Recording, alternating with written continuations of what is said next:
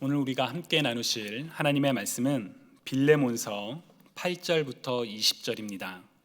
빌레몬서 8절부터 20절입니다.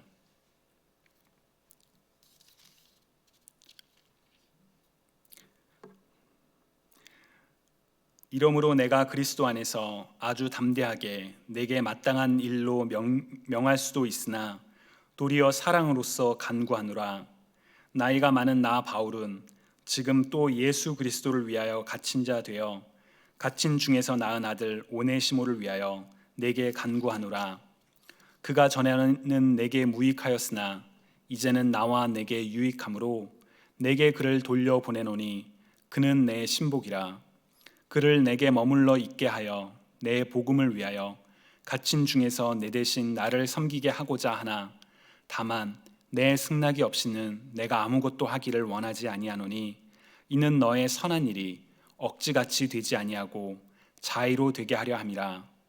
아마 그가 잠시 떠나게 된 것은 너로 하여금 그를 영원히 두게 함이리니 이후로는 종과 같이 대하지 아니하고 종 이상으로 곧 사랑받는 형제로 둘 자라.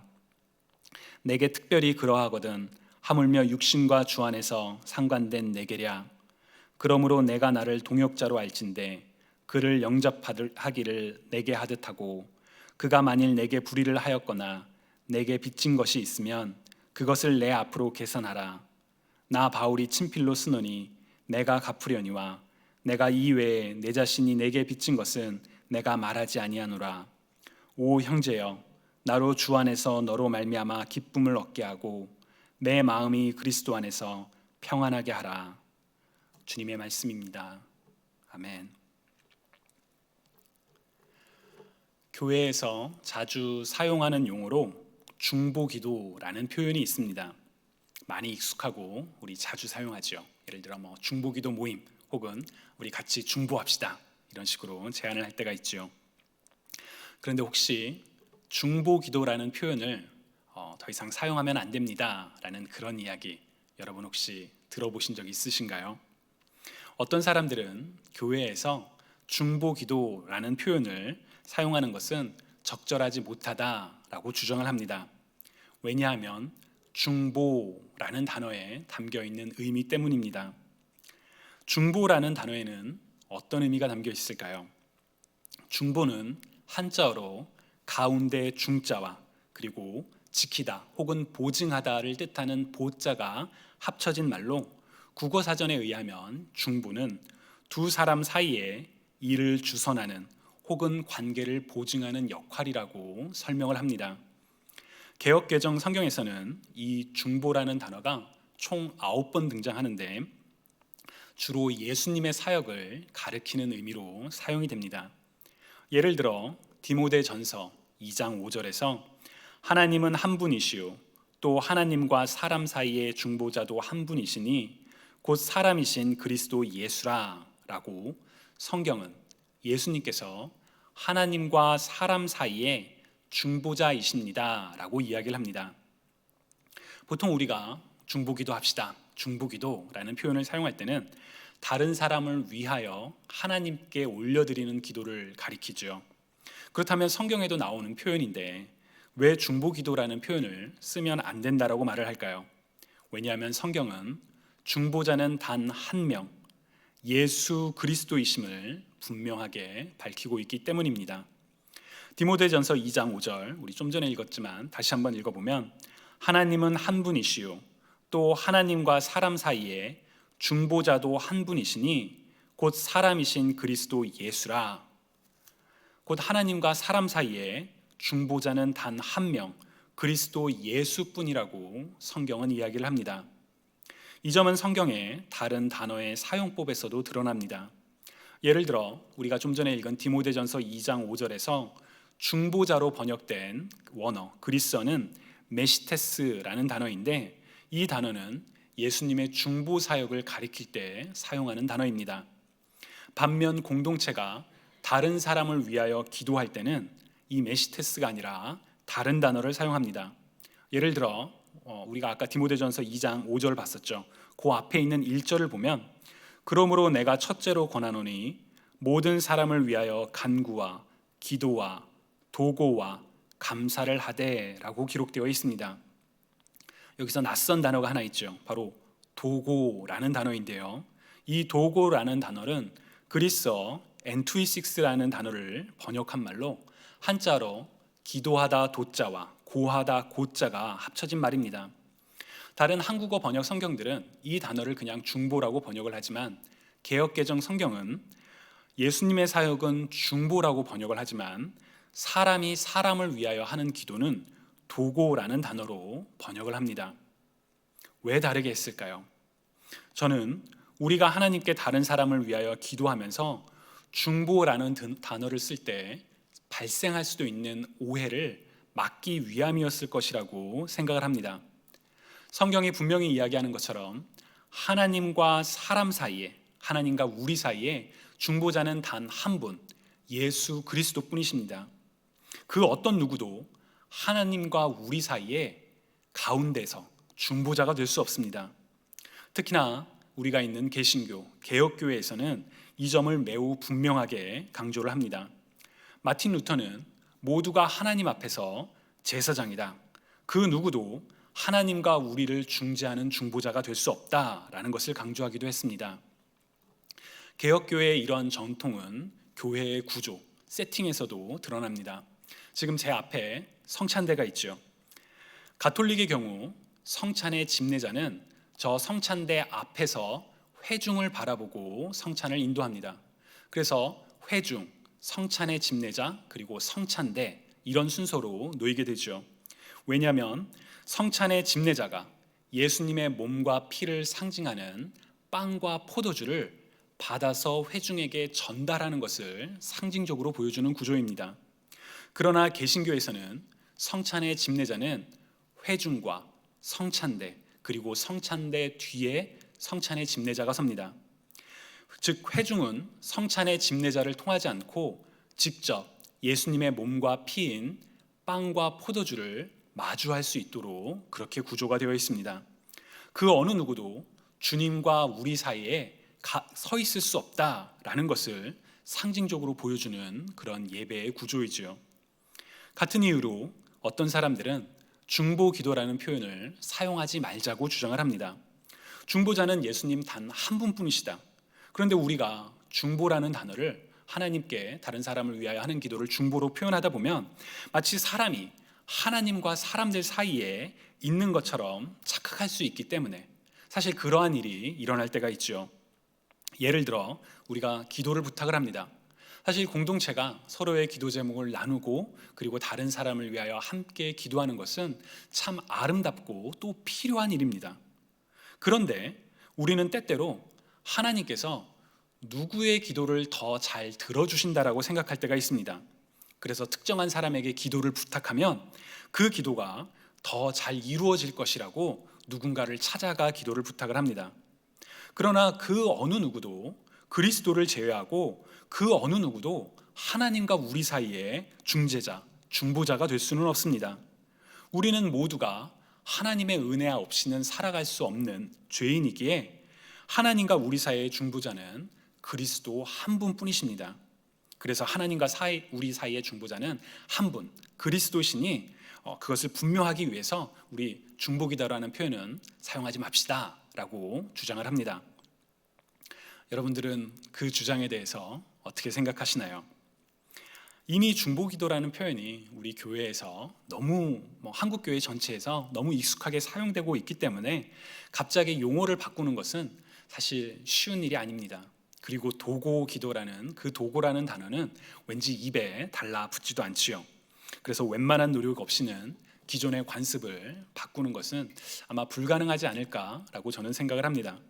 다만 우리가 그 과정 속에서도 정말 기억해야 되는 중요한 것은 하나님과 우리 사이의 중보는 그 어떤 누구도 할 수 없으며 오직 그리스도 예수 한 분뿐이라는 사실을 기억하는 것입니다. 성경이 증언하는 것처럼 오직 그리스도만을 통하여 우리는 하나님께 나아갈 수 있습니다. 이 사실을 분명히 기억하고 그리스도만을 붙잡는 저와 여러분 모두가 되시기를 주님의 이름으로 축복합니다. 하나님과 우리 사이의 중보자는 그리스도 한 분뿐이시지만 오늘 우리가 읽은 본문 빌레몬서를 보면 사람과 사람 사이에 중보자가 필요하다는 것을, 곧 공동체의 중보자가 필요하다는 것이 드러납니다. 그 내용을 오늘 여러분들과 함께 나누고자 합니다. 오늘 우리가 읽은 빌레몬서는, 여러분 제가 아까 빌레몬서를 하면서 빌레몬서 몇 장 안 하고 그냥 빌레몬서 8절부터 20절 딱 이렇게 이야기를 했었잖아요. 한 장에 불과한 짧은 편지입니다. 바울이 감옥에 갇혀 있을 때 골로새 지역에 살고 있는 빌레몬이라는 사람에게 쓴 편지가 바로 이 빌레몬서인데요. 정말 이 짧은 편지에 불과하지만 이 빌레몬서에는 그리스도 공동체의 특징에 대해서, 그리고 공동체의 회복을 위한 중보자의 역할을 아주 잘 보여줍니다. 왜냐하면 바울이 이 편지를 쓴 중요한 목적 중에 하나가 바로 그리스도 공동체의 회복이기 때문입니다. 빌레몬서에는 두 명의 중요한 인물이 등장합니다. 먼저 빌레몬이라는 사람이 있습니다. 사실 저쪽 로마 쪽 사람의 이름이다 보니까 우리 발음에는 익숙하진 않습니다. 근데 이제 빌레몬이라는 이 사람인데, 그는 골로새 지역에 살고 있었으며 그의 집에서 가정교회를 하고 있었고 또 노예를 가지고 있었던, 그러니까 아마 골로새 지역에 유력한 부자였던 그리스도인으로 사람들은 추정을 합니다. 그리고 또 다른 인물은 오네시모라는 인물입니다. 오네시모는 골로새서 4장 9절에서 신실하고 사랑을 받는 형제라고 소개되는 인물입니다. 신실하고 사랑받는 형제 오네시모라고 표현이 되죠. 그런데 이 오네시모에게는 과거가 있었습니다. 과거. 사실 과거 없는 사람들은 없죠. 그러나 이 오네시모에게는, 아니 오네시모와 빌레몬에게는 아주 특별한 과거가 있었습니다. 바로 오네시모가 빌레몬으로부터 도망친 종이라는 과거입니다. 성경은 빌레몬과 오네시모의 과거가 정확하게 그들 사이에 어떠한 일이 일어났는지는 분명하게 이야기를 하지는 않습니다. 다만 빌레몬서의 내용을 통해 이 둘의 관계를 우리가 짐작해 볼 수가 있죠. 예를 들어 15절과 16절을 우리말 성경으로 읽어보면, 그가 잠시 그대 곁을 떠나게 되었던 것은 이 일로 인해 그대가 그를 영원히 얻기 위한 것이었는지 모릅니다. 이제부터는 그가 더 이상 종과 같지 않고 종 이상 곧 사랑받는 형제 같은 사람입니다. 특히 내게 그렇다면 그대에게는 육신으로나 주 안에서나 더욱 그렇지 않겠습니까? 라고 기록되어 있습니다. 이 본문을 통해 오네시모가 이전에 빌레몬의 종이었었구나, 그리고 오네시모가 이 빌레몬을 떠났었구나 라는 것을 우리가 알 수 있죠. 또 17절과 18절을 보시면, 그러니 그대가 나를 동역자로 생각한다면 내게 대하듯 그를 받아주십시오.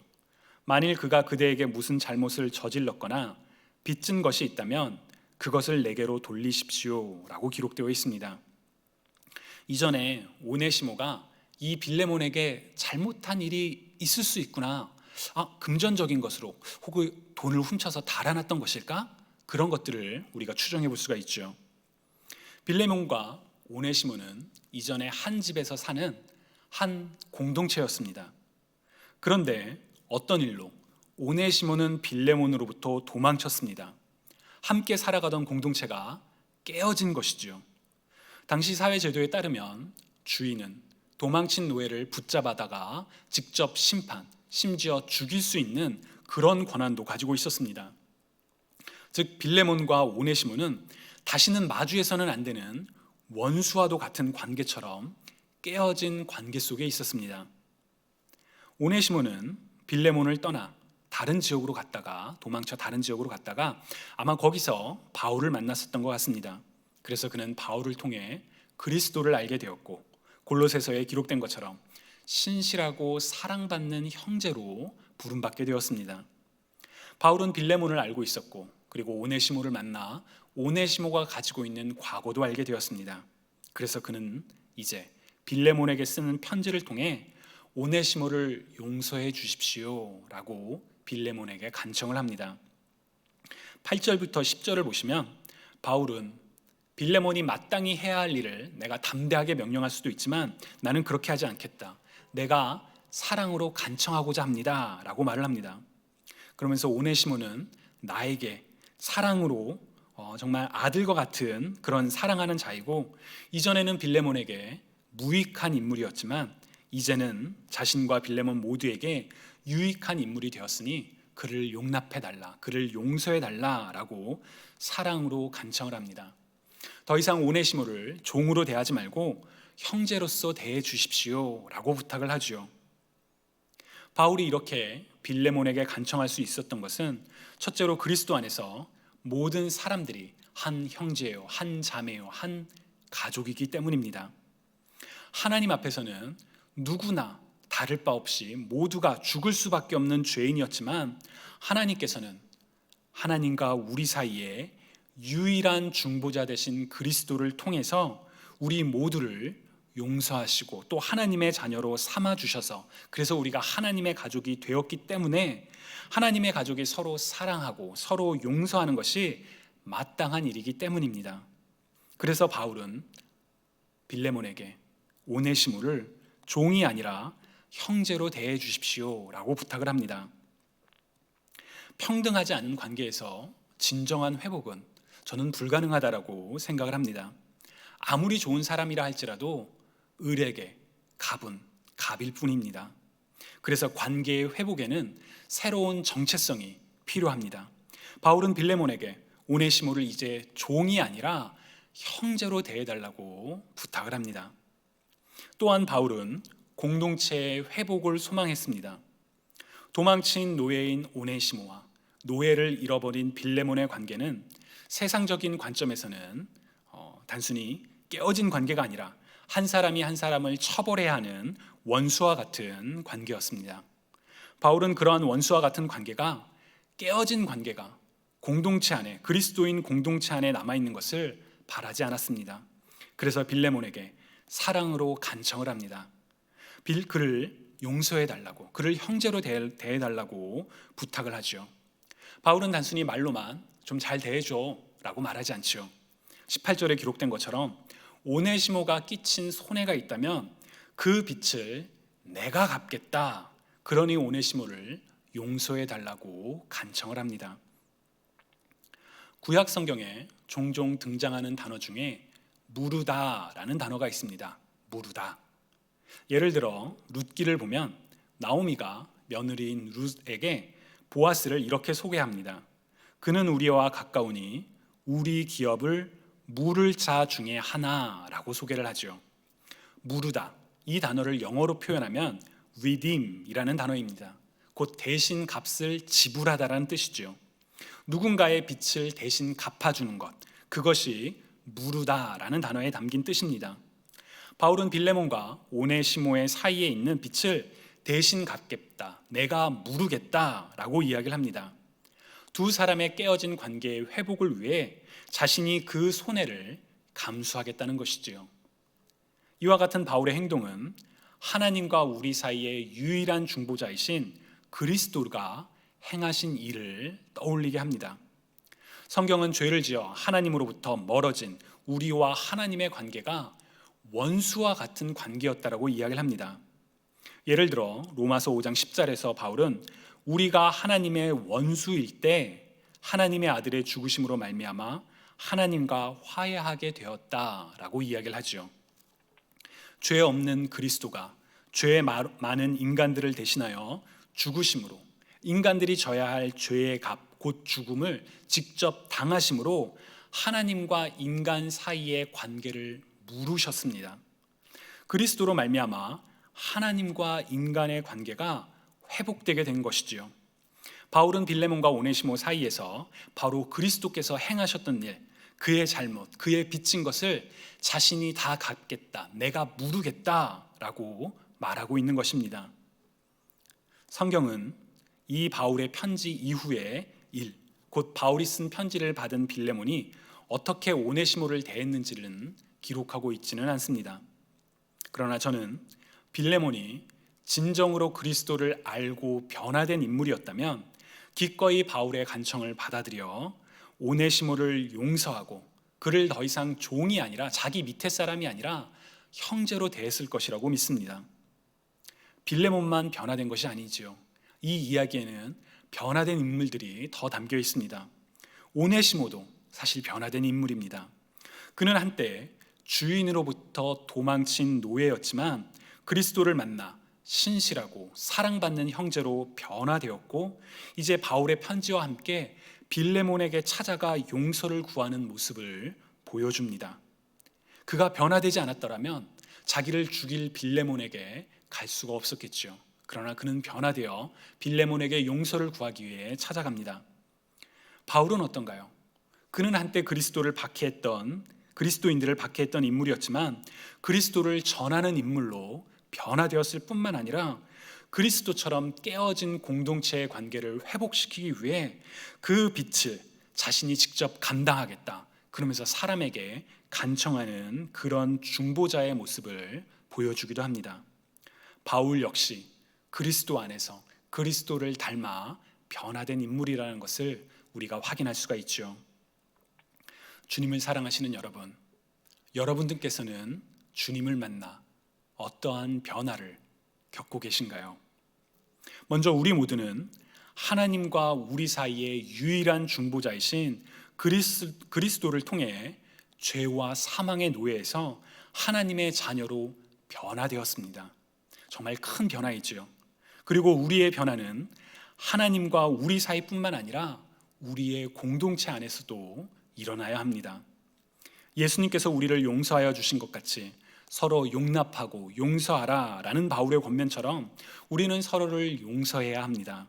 서로를 그리스도 안에서 높고 낮음이 아니라 형제와 자매로 동일한 마음으로 섬기고 사랑하는 것이 우리 그리스도인들에게 필요한 일입니다. 그리고 오늘 본문에서의 바울처럼 공동체의 중보자가 되는 여러분들이 되시기를 축복합니다. 성경이 분명히 증언하고 있는 것처럼 우리는 하나님과 다른 누구를 중보하는 사람은 될 수 없습니다. 그리스도만이 유일한 중보자이시기 때문입니다. 다만 우리는 공동체 안에서 중보자가 될 수 있습니다. 바울이 빌레몬과 오네시모의 깨어진 관계를 회복하기 위해 사랑으로 간청하고 또한 그들 사이에 가로막는 그 빛을 내가 무르겠다고 말하는 것처럼 우리는 공동체 안에서 깨어진 관계를 회복시키는 중보자로 살아갈 수가 있습니다. 아니, 저는 그것이 빌레몬서를 읽은 모두를 향한 하나님의 부르심이라고 믿습니다. 바울처럼 빌레몬과 오네시모의 관계를 회복시키기 위해 그런 노력처럼 우리도 공동체 안에서 깨어진 관계를 회복시키기 위해 중보하고 중재하는 역할을 맡아야 한다라고 믿습니다.